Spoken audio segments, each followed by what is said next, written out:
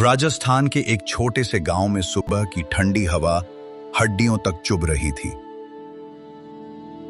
मिट्टी का टूटा सा घर, छत से रोशनी की पतली किरणें अंदर झांक रही थी। भीतर एक कोने में बैठी थी श्यामा, 40 साल की एक मजदूर और विधवा मां। सामने लेटा था उसका 10 साल का बेटा गोपाल, मुंह ढंका हुआ, पर उसकी आंखें खुली थीं। दोनों की आंखों में भूख थी, पर कोई शिकायत नहीं थी। 2 दिन से कुछ खास खाया नहीं था।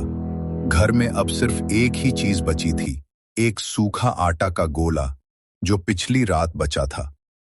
श्यामा ने चुपचाप आटा गूंधा, तवा गरम किया और एक आखिरी रोटी बनाई। वो जानती थी ये रोटी कोई एक बार ही खा सकता है।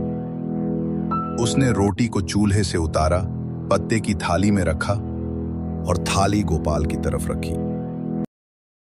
ये ले बेटा, रोटी खा ले।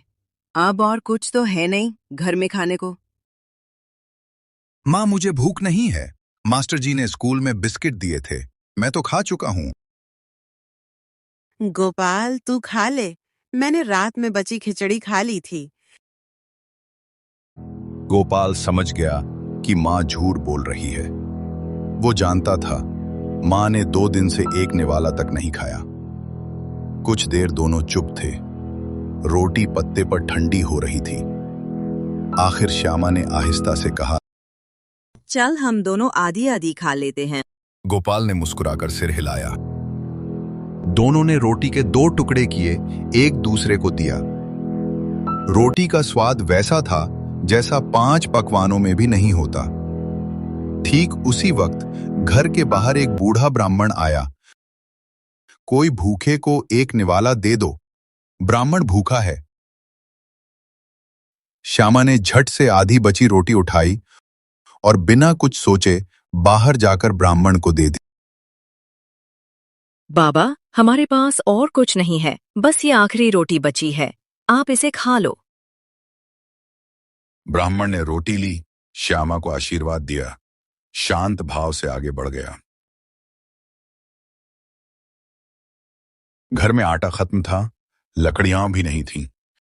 फिर श्यामा खाली पेट नंगे पांव खेतों की तरफ निकल पड़ी।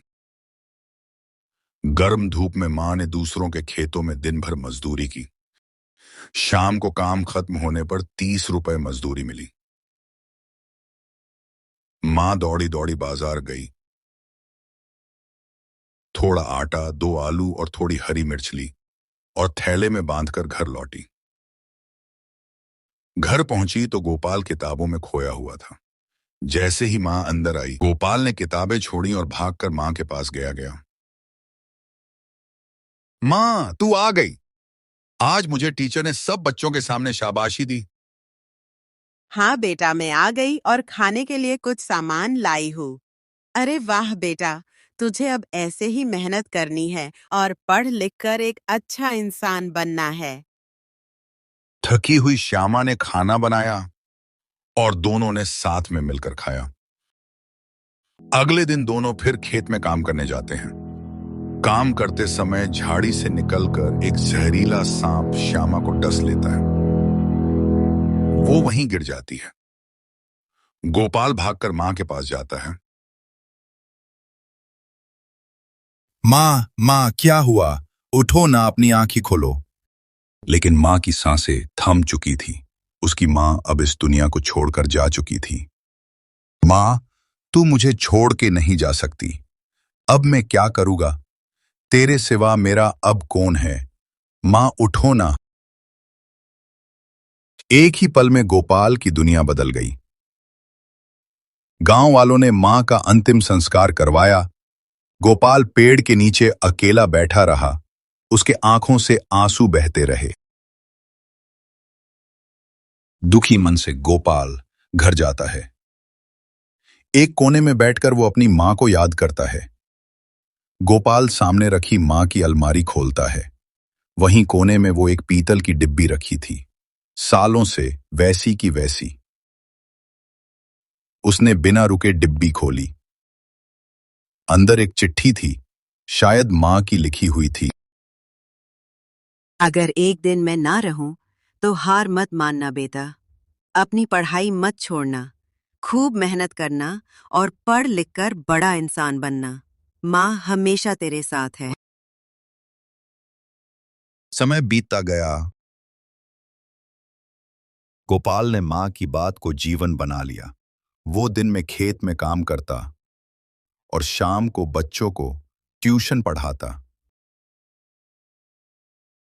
पढ़ लिखकर वो गांव का पहला लड़का बना जो सरकारी परीक्षा में पास हुआ।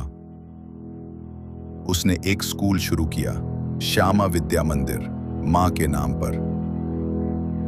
एक अधूरी रोटी से शुरू हुई कहानी आज सैकड़ों बच्चों का भविष्य बना रही है, क्योंकि माँ की ममता और बेटे के संकल्प ने कभी हार नहीं मानी।